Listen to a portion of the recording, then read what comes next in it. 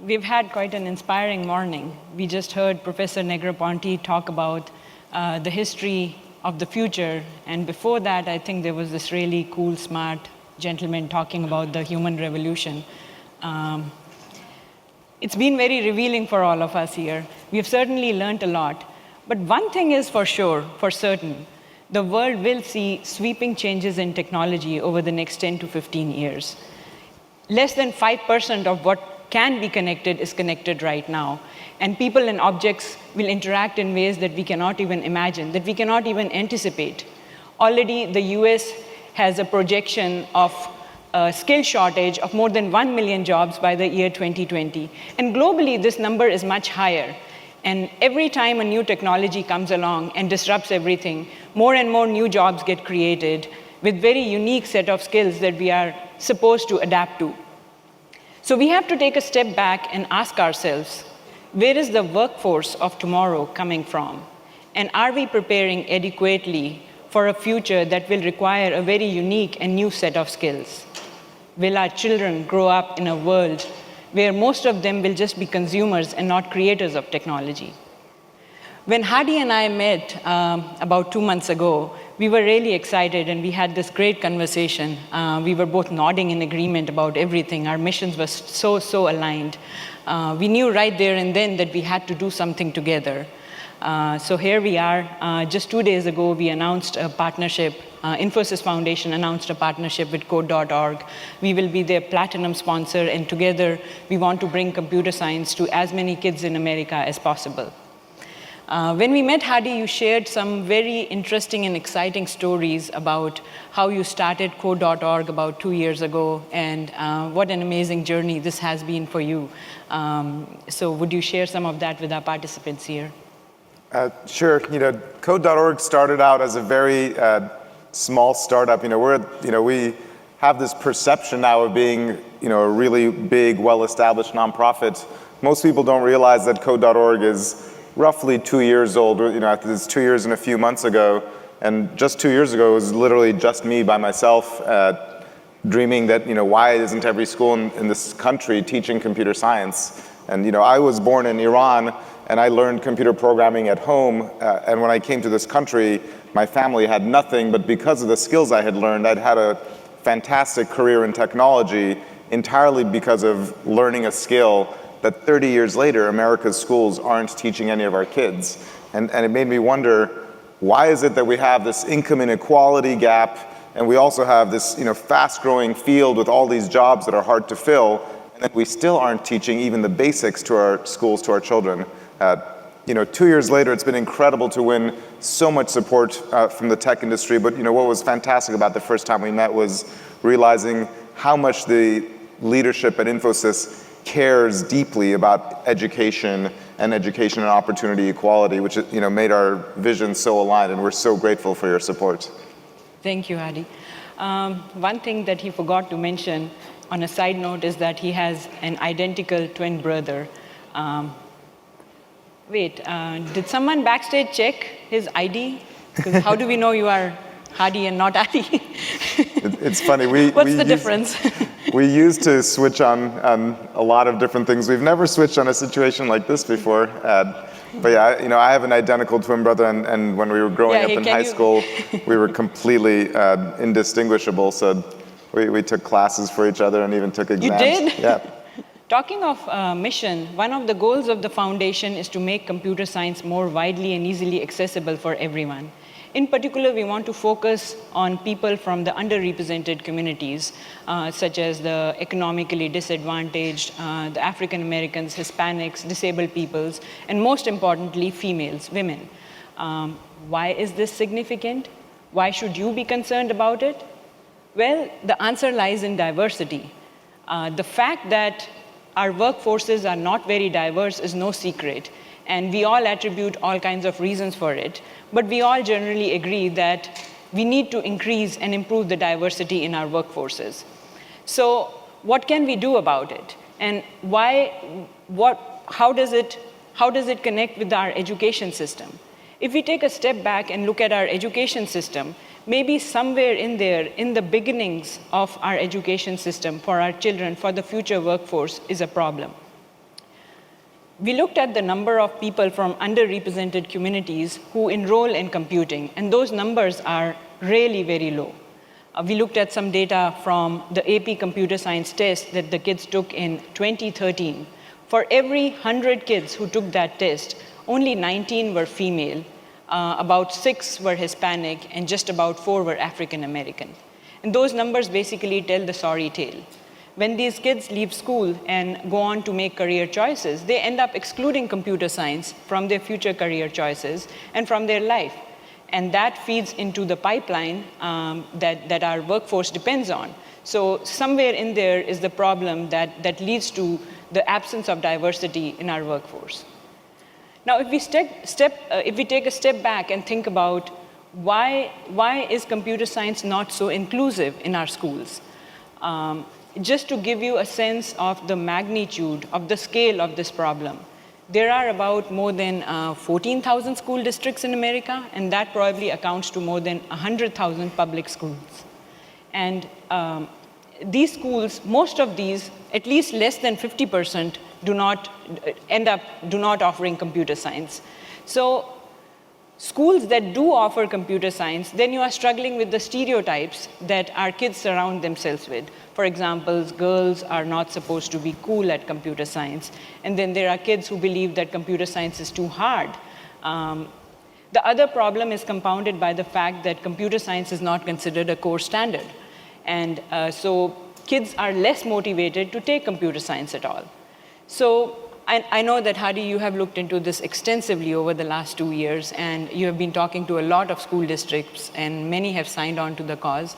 So can you tell us how we can make computer science more inclusive in our schools? Sure. Everybody, I think, within the tech industry recognizes not only that there's these tech jobs that are hard to fill, but that there's a major gap in diversity, whether with women, African Americans, or Hispanics. That problem has been pretty well described. What most people don't think of is, well, how do we actually fix the problem? And in particular, when you have a graduating class of kids that are incredibly not undiverse, it's hard to bring diversity to the workplace. So you think, how do we change the graduating class? And education in this country, nobody thinks is easy to change. But we've actually found on this issue, the US education system has been surprisingly agile to actually change. When I started, thought US education is impossible to change. It's this bureaucratic beast of hundreds of thousands of schools and classrooms. In just 2 years, there's 2 major things we've done to improve the diversity of students in computer science. The first is by going to the largest urban school districts and making partnerships with the largest districts and asking them to add computer science to their schools. The reason this is important is, the largest school districts have about 15% of the African American, Hispanic American, and underprivileged students in the country, and they don't even teach this course. If you don't teach the course, you're not going to get those students to even ever try it.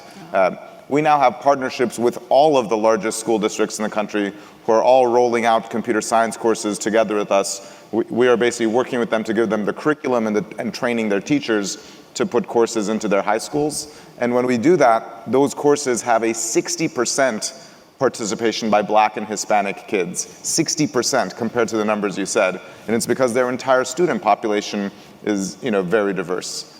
The other thing we're doing is bringing these courses into much, much earlier grades. Mm-hmm. So not just in high school, but if you think about other fields like biology or math, you don't wait until high school to teach kids the basics. Exactly. You start it in middle school or even elementary school. And what's been incredible is our courses for middle school and elementary school, we've only been doing this for 16 months. We already have 10% of all students in the country enrolled in courses in elementary and middle school. That's just in 16 months. Every single day, 10,000 new students sign up to study computer science, and of them, 43% are girls, 37% are Black and Hispanic. What that means is if even 1% of these kids decide to go into it in college and graduate, if it's even 1%, we'll first of all triple or quadruple the number of kids in the field, and we'll also completely rebalance the scales in terms of the gender gap. So we can't wait to have these young elementary and middle school kids graduate and enter the field. It's truly amazing, the numbers that he's talking about. Can you tell us a little bit more about the hour of code? Because I know that has been a huge success and an inspiration that brings in more and more people into computer science, kids who would not otherwise have even thought about touching computer science, and it's happening at a really early age. Sure, yeah. I mean, most people in tech may have heard of code.org, but even outside of tech, millions of people have heard about the Hour of Code, which is now this campaign we started as an international campaign to just bring 1 hour of computer science into classrooms and schools that don't teach this field. And it started as this idea of, there's so many things kids learn. Isn't this field in the 21st century worth at least 1 hour? And we recruited teachers in schools to teach it. This idea is less than 2 years old. And we initially thought we can get 1 million kids to try it. And then we said, let's aim big for 10 million. Just a few weeks ago, we passed 110 million hours of code being done by students worldwide, which has been a fantastic accomplishment. It's amazing. So that also means more than half of the students in this country have tried the Hour of Code, which is for a field that has been mostly left to the sort of kids on the fringes. And the other thing is 48% of the participants were female. So, there's still this strong stereotype that coding is for white or Asian males. But if you look into what's happening in elementary school and middle school, that stereotype no longer exists. 10% of all elementary school kids are coding, and roughly half of them are female. So it's just a matter of time, I think, before these kids come into the workforce and completely flip diversity in the tech field. Definitely. I think as community good citizens and as parents, we have to make sure that we help children break past those stereotypes and encourage more and more kids to participate in computer science. So one thing is for sure, we will see dramatic changes in technology in the near future. And everything as we see today will be very different. The pace of change will be so dramatic that it will impact everything, whether you look at manufacturing, healthcare, education, fashion, entertainment, everything will change. There will be sweeping changes. I think that's also the big takeaway from all the keynotes that we heard in the morning. One thing is for sure, technology will be at the heart of everything. Computing will be the great enabler, the great equalizer, the great amplifier. When we talk about more and more kids pursuing computer science or being exposed to computer science, we are not necessarily saying that everybody abandon their dreams and go on to become a computer science professional. Although that would not be a bad idea either, given the skills gap. And also, I had just read this survey the other day that talks about one of the best jobs for 2015 is, I think it's number 3, it is to be a software programmer. So, that would not be a bad idea, but coming back to the point, no matter what profession or what field our children decide to pursue, we don't want them to abandon their dreams, whether they want to be a vet, but no matter what they want to be, whether it's a doctor or a writer, computing will be at the heart of every profession, and they will need these computing skills to be successful in their professions, to be more employable. So keeping that in mind, when we partnered with Code.org, one of the things that we are emphasizing on and that we want to work together on, one of the projects that we will be doing together is to train close to 250 middle school science and math teachers so that we can actually bring computer science into those 2 subjects, so that we can integrate those subjects. So I know, Hadi, you and your team has been working extensively on all this and on curriculum development. Can you elaborate on this? Sure. One thing I want to say is that people have this misconception that Code.org wants every child to learn to code, and basically so that they can get jobs at tech companies. And we've never actually said that, but it's natural to assume that since our donors often are technologists, and because of the name of what we're about. But one thing most people don't realize, first of all, is that of the jobs in software, 2/3 of them are outside of tech companies. So the Googles and the Infosys of the world, all of those software jobs are 1/3 of the software jobs. The majority of software jobs are in retail, in manufacturing, at Walmart, at General Electric, at General Motors. Every type of company in the world needs to hire software engineers. But more importantly, I think of software as the new electricity. 100 years ago, when electricity started becoming mainstream, it was a big deal, and now you can see electricity is everywhere. Software is the same thing, and It's not that every child must become an electrician, but imagine if you would send your child to a school that didn't even mention how electricity works. You never learned about the pluses and the minuses and light bulbs, or even the basics, in a basic middle school physical science course in a physics class in high school. You wouldn't send your kid to a school that ignored this new field. And computer science basically is the same. And it's something that we should teach kids at a foundational level, regardless of whether they want to become a veterinarian or an architect. And chances are pretty high that almost any field they go to is going to get disrupted by software, and it'll be relevant to their lives. And the way we're basically tackling this is by integrating computer science into the courses and into the curriculum that all kids see. So in the school districts that we're working in, Miami, for example, it's the 4th largest school district in the country, with almost 1 million kids enrolled. Every single middle school math teacher is going to be teaching computer science as part of the math curriculum in middle school. And not because they're replacing math, but because they'll be teaching math using computer science instead of just using, the programmable calculators that started rolling out 30, 40 years ago. And so by integrating this field into the regular fields of education, it recognizes computer science as a foundational skill for kids.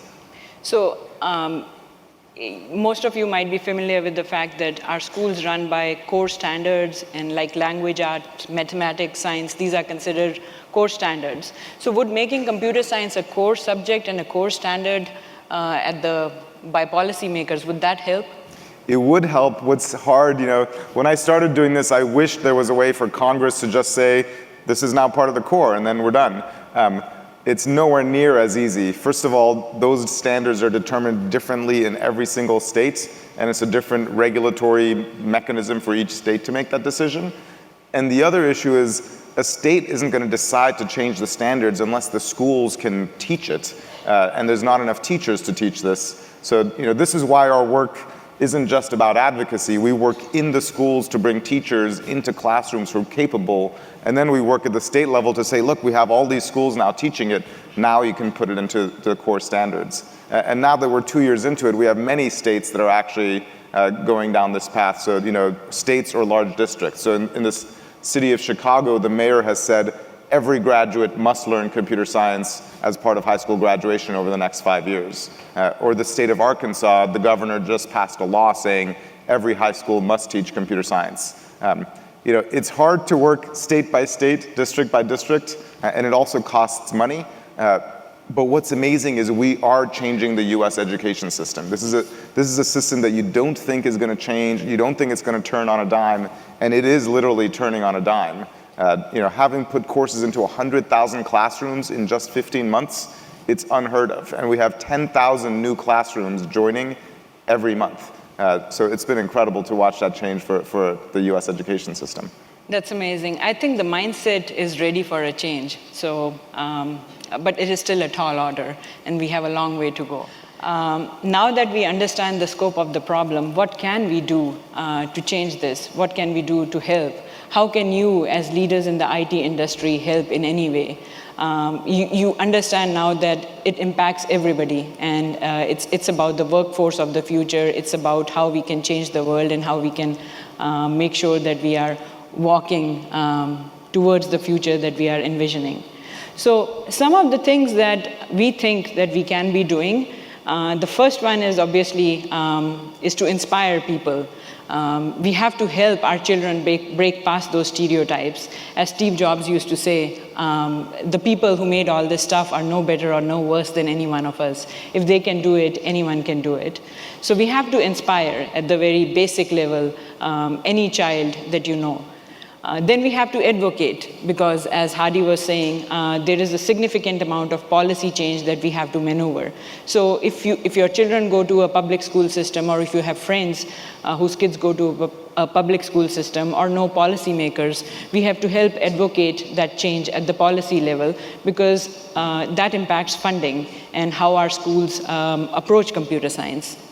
The third one, which is the most relevant to all of you from the IT world, is to volunteer. You could volunteer your expertise, your network, your resources. Just saying that we will provide computer science teachers in more than 100,000 schools is not going to solve the problem, because there are not enough teachers to fill those positions. So we have to train those teachers to become computer science teachers. And that requires an extensive network of resources. And certainly people from the IT industry can help us with that. And lastly, and not the least, is of course funding. Our schools are really strapped on funding. And it's definitely helpful if organizations can fund this cause. We've looked at code.org and we have partnered with them. They have big supporters like Google and Amazon and the Gates Foundation backing them. There is a whole list of NGOs who are working in this field to work with the underrepresented communities, and we can certainly help you connect with any one of those. Infosys Foundation doesn't need the funds. We get funded by Infosys, but certainly contributing and participating with the other NGOs, especially the ones that target the underrepresented communities, would be very helpful. You want to add to that, Hadi? What do you think? Sure. I would say, for us, funding is of course important, but the most important thing for our work, we are trying to change the US education system. And the US education system doesn't change because politicians ask it to change, or because tech companies ask it to change, or a nonprofit asks it to change. It changes because parents ask for change. And the most important thing people can do, whether you're a parent or whether your employees are parents, or to help basically advocate for change at a local level within schools. Jan Cooney on that video was actually one of the very first people I spoke to when I got started. And just a few months ago, we actually announced a public-private partnership with the National Science Foundation around this. And we were talking about inspiring. One of our greatest accomplishments in terms of inspiring was convincing the President of the United States to learn to write one line of code. And I was telling Vandana in the back room earlier, this is literally the hat he was wearing when he wrote that line of code. I saw that video also. He wore the hat, he wrote a line of code, he didn't want to keep the hat, so I quickly took the hat back for myself. But if you want to inspire kids or just make a change, the easiest thing to do is to buy one of these hats and wear it. And we don't sell them for a profit. I think they're $7 on our website. We don't make money from it. What we want is people wearing the hat proudly to show that this is an important thing. But there's a lot more you can do than buying a hat, whether it's volunteering, spending time advocating. And first I want to say from a financial standpoint, working with Infosys has been amazing. Infosys literally found our website. They said, this is a vision we believe in. They came to our contact us link and said, we'd like to meet to give you money. Yeah, they don't have a telephone number. We had to reach out through their website and wait patiently. And I'm thinking, is there something wrong here? Yeah, customer support was like, who's Infosys? I guess it's important. Let's connect them up. But we've been so lucky to receive the generous support of people who believe in our work. But the reason it's important is we all live in a world that has problems. You hear, whether it's global warming, gun control or unnecessary gun deaths, the rich-poor income gap, et cetera. We have too many problems in our world and not enough solutions. What Code.org is doing is a solution, and it's a solution that impacts not just tech diversity, but it also impacts the rich-poor income gap, which are things I think all of us care about. Very few of us know how to solve, and we actually are solving it, and we can use your help in doing that. And funding may be part of that, but the time spent locally is actually the most important. And if you're interested in helping us, there's a simple URL, code.org/help. But if you visit code.org, there's a button called Help Us. And giving us money is one of the things one could do, but the most valuable is asking a local teacher to teach this course and showing them towards the programs that we have for integrating this into schools. And if any of you run an organization that wants to find a scalable way to help this make happen within your community, we will work with you to make it happen. So we really, really appreciate the support, and especially Infosys' support for bringing us where we are today. I know, we are very excited about working with you as well. It's definitely a joint mission. So let's do what we can. I know a lot of you have been here since morning and are hungry and wired. So thank you, ladies and gentlemen, for your time. As you step outside, you'll probably run into this really colorful blue and orange booth. That's our Hack Day booth that is organized by another one of our partner NGOs called Hack the Hood. And there are these amazing kids from Oakland who are doing a design challenge. So please do find some time and stop by and say hi. That would be our opportunity to check off the inspiration part and the call to action. And last but not the least, Code.org and Infosys Foundation would like to thank Infosys for giving us this platform and this great opportunity to evangelize our cause with all of you. So thank you so much for your time. Thank you. And thank you for your generosity.